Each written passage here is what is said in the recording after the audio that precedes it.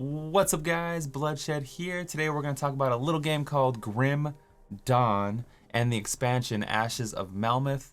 I've been spending time in this game for the last week or so and I've had a really enjoyable time. So this is going to be like a first impressions video where we go through and just basically let you know how I feel about the game, talk about the different systems involved and how everything kind of works together in the world.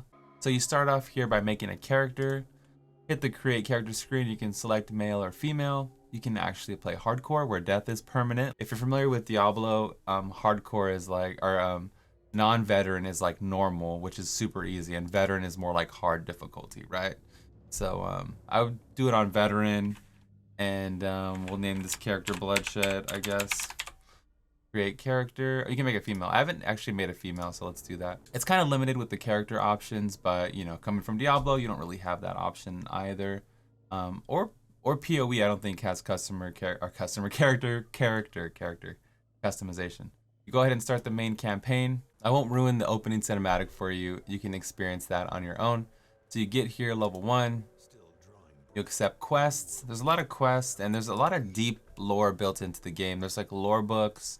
The quests have like paragraphs upon paragraphs of lore.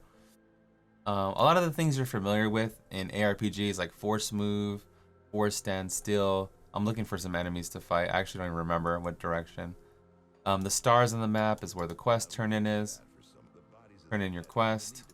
Yes, I will accept. I will defend the gates, man. This looks familiar. This looks a little familiar, doesn't it? You can see the combat is pretty chill. The game isn't, I don't have any abilities right now. The game isn't really so much the combat, a big combat draw. It's more like a character progression type draw. So I'm just gonna kill these for a little bit and get to level 2. Shouldn't take too long whatsoever. Just bashing these dudes in the face here. You might be wondering, Bloodshed, wait, what class are you? What are you doing? What's going on? When you hit level 2, you can actually pick your class. So as soon as you ding level 2, you bring up your menu here, and you can pick between a soldier, demo, occultist, nightblade, arcanist, shaman, inquisitor, and necromancer. Okay, I believe these bottom 2 were added in the expansion. I'm not sure, but yeah, the base game has, you know, 6 different classes. So 8 total now, 2 from the expansion. You get to pick your first class at level 2 and your second class. Yes, there's 2 classes in this game. Pick your second class at level 10. This is my main bro here, looking real fiery. I have the fire weapon, the fire gloves, the fire shoulders, fire everything. You can actually zoom in, zoom out, and rotate the camera. It is pretty glorious, not gonna lie. Sometimes there's some really crucial parts of the story, or maybe you want to take in some more of the environment. You want to see the snake head. It's really awesome to like rotate the camera, zoom in and all that stuff. It kind of gives you more of an immersive feel. But anyway, back to the class situation. So here's my demo class. This is the first class that I decided to pick in Grim Dawn. And you have all these different abilities, right? You put points in the class and it unlocks more abilities. And you can mix and match all these abilities with your second class. I decided to go with an Inquisitor. I recently just respect, but you can mix and match any combination of the 2 classes you choose from. So if you want to be a necro, battle tank, or a warrior mage, or whatever crazy combos you want to think of, a dual wielding mage, a dual wielding warrior, whatever your heart desires, you can be. The gear supports that, the talent tree support that, the runes support that. Another way to build an identity around your character is a system called a devotion system. It looks like a massive passive tree, right? They're all constellations and they do different things to further customize your character. So, for example, my character focuses on like explosives, so I have a lot of fire and burn damage built into my character. Every time you level up, you can pick attributes to put points in, and they give you different stats, and it's very transparent what your stats are here. It lets you know what you get out of it. So I'm focusing on a lot of fire damage, a lot of burning. So whatever devotion I pick is based off that. Like for instance, this dagger constellation gives me chaos damage, which synergizes with my explosion. Fire damage, which synergizes with the fire from the explosion, right? So this is all working together perfectly. And the tip of the dagger, it actually procs off my ability. So everything just, you can kind of customize exactly what build you want, and it's just really awesome. That's where the fun comes in Grim Dawn, is your character progression, creating the character you want, and they give you lots of tools to make that character possible. They have these little parts called components. They're basically Diablo gems. So you socket Diablo gems like a diamond in your helmet to get cooldown. It's the same concept, but they just have more stats. There's just more things, more modifiers to play with, right? So like for instance, this one gives me 2 physical damage and 5 offense ability. You can also combine them to make bigger ones. So now it does even more damage than it did previously. And when you right click it, it shows you where you can put it. So you can put it on your weapon or wherever you want. And that's pretty much how the components work. They're like runes. You just socket them in whatever gear you want. One thing I really like this game, it has like a Diablo 3 planner built into the system. So you can see right here, my 2 main abilities are Fire Strike and Blackwater Cocktail. And it tells you the damage range of that. Whenever you add something to your character, it immediately gives you feedback on what it's doing. It shows you how much it's going up. So for instance, if I was to equip this right here, your skills instantly change within the interface, and it's just super duper handy to kind of see, you know, what you use and what it's going to do and how it's going to change your character and so forth. It's really awesome. I wish, you know, Diablo or Diablo 4 would have this built in. That way we don't have to use external programs for that kind of stuff. There is a cool weapon swap mechanic. So you can go to like sword and board, and then you can switch to like a ranged weapon. From what that's pretty cool. From what I understand, it changes dynamically. Okay, so like if you were to switch to say a 2-hander and look at this, by the way, I gotta show you this, I'm sorry. Look at this awesome 1-hander with the middle finger. Come on, man. Come on. The humor is real. The humor is real. It even says, what does it say? It says, the fallen Gardelver had only one thing to say to his executioners. One thing to say? Anyway, it changes dynamically, so you can't like soup up, throw a firebomb, and immediately switch back to your ranged weapon. It'll automatically change. Kind of like how Convention of Elements is a dynamic effect in Diablo, same concept, but it allows for more customization, or if you want to try different things or use different weapons, you can easily swap back and forth between the two. It's really responsive. Another thing that they have is target dummies, man. You can actually have target dummies and test out your damage and kind of see how it's working in action. Shoot things. Of course, there's vendors and things that you're used to, like transmog vendors for all your pieces of armor and everything like that. Can we get more fire? Yes. More fire. More fire. Burn everything.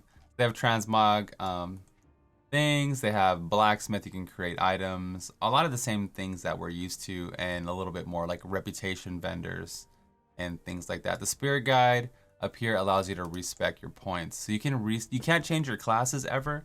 So make sure you're really happy with what you want to build, but you can completely refund all your class points, all these points. I've done it twice now. All your devotions, everything can be refunded from what I can tell. So that's pretty awesome. And of course we have an array of legendaries to further augment your character. Here's like what a legendary looks like. It also gives you a skill.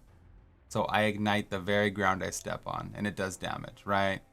So every item has like effects on top of effects, and it's just so much customization. It's really, really fun. Of course, you have stash space, so you can organize things. They have auto sort and things like that. You can keep all your blues for future playthroughs. Keep them in your shared stash tab. Here's a legendary you guys might like. It says soiled trousers. The previous owner seems to have left a little surprise in the seat of these trousers. It grants a skill. Reach into the seat of your pants, pull out something that is certain to alarm your enemies. So here's the throw feces just for you guys into the poor target dummy. And wow. Okay. Wow. There's the grimmest of dawns for you. Well, I didn't actually know it did damage. Does it? It says right there how much damage it does. Yes, it does do damage. 1365 poison damage over 5 seconds. Awesome. Let's never use that again. Okay, chat. Let's get out of here. Okay. I probably won't put this in the video. In addition to a fully fleshed out 5-act campaign, huge zones, Grim Dawn doesn't have a lot of loading times. You only load into dungeons, but the open world is like one giant seamless zone. You can literally fight for hours and not even zone if you don't want to. In addition to that, you can do something called the Crucible. The Crucible is a PvE wave-based mode. It comes in increments of 10. And every 10 levels, you can choose to stop and collect a bunch of rewards or keep going and increase those rewards. So it's probably an awesome Greater Rift type system. There's a few different maps. When you have points, I have 12 tributes. You get them by participating in the Crucible. And you can set up like buff stones. There's a bunch of things you can set up, almost like a tower defense, but you're here on the front lines fighting. And of course, they have vendors within the things. You can even earn devotion points here, XP here, level up alts here.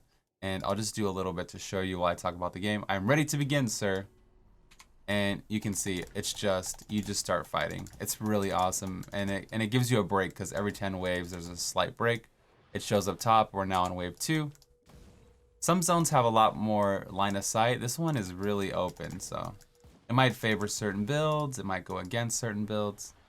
It probably depends on your spec completely. What I would say, the number one question I get is how is this game compared to PoE? How's this game compared to Diablo 3? And I would say that this game is different than them because it's more of a single player focused. It's a single player. You can play it offline if you want. Offline campaign based on character building, right? It's like a expansive Diablo 2 with more things to push, more customization, an awesome RPG that you shouldn't even compare it because they're literally different. Like I would play Diablo or PoE for the competition, for the seasonal grinding. This is more about the experience and the satisfaction you get building your character, right? I didn't really even like Grim Dawn until hour 3. To be honest, I was like, I'm about to not play this game. And then every time you add something, you get more customization, you get more attachment, and that's how you get the satisfaction. It's like hour 3, hour 2, hour 3. You know what I mean? So that's what I think. It's a completely different beast. It's something you can pop in between seasons or leagues. You don't have to be tied down to like anything, right? You don't have to be tied down to playing it at a certain time. Just play it till you're ready to make another character, then play something else and come back to it. A great addition to your library. I would say an 8.5. I would say an 8.5 rating for a single player experience, right? I would just knock it on the gameplay being pretty chill. But I only played this character. The other characters like the Rogue and then the Necromancer might have dope ass gameplay. But overall, I'm really, really happy with the game, and it's something we'll probably revisit in the future. I definitely want to explore more end game. You don't even get legendaries until level 50, so I just barely scratched the surface. The level cap is 100, so there's a lot of grinding you can do. This isn't the Crucible is not necessarily end game. It's just more of a cool activity you can do. End game is like fighting like these epic bosses. You like farm these giant epic bosses. They have gear sets as well. Kind of doing rapid fire tips and tricks. But that was the first 10 waves of the Crucible. Oh, don't kill me on the last wave, man. You talk to this dude, you're like, I wish to collect my reward. I'm done, man. 10 waves is chill for me today. And he opens up the gate. If you die and you don't complete the wave, you still get rewards, but you get less rewards than you would have gotten, right? Then you open up your chests. You get all the rewards, all the things are yours. They also have a built-in loot filter on the bottom right here. See where I'm waggling? You can show only epic, legendary, and it shows you the gear tiers too. So you can see everything that drops, or you can just see magic or rare. The game's amazing. I would definitely recommend it, especially for the low price. It's on sale on the Humble Bundle. HumbleBundle.com, I think, for like $7.50. I'll try to put a link down below, but like I'm not a partner or anything. This is not a sponsored video. This is just me wanting to share these videos with you. And now that we're back to streaming, you know what I mean, 10 hours a day, I can branch out to other things and give you guys content like this more regularly. So I hope you enjoy the video. Make sure to follow me at twitch.tv/bloodshed. You might catch a Grim Dawn playthrough. Monster Hunter is the next big game on my stream, so You'll probably see me playing Monster Hunter as well. We got more videos coming, Diablo content. We've been working on that every single day on stream. A huge wave of videos coming for Season 12, Monster Hunter videos, and whatever games we decide to throw up on stream. We've been playing a little Borderlands as well. I've been having fun with that. This is the Bloodshed, and I'm out of here. Peace.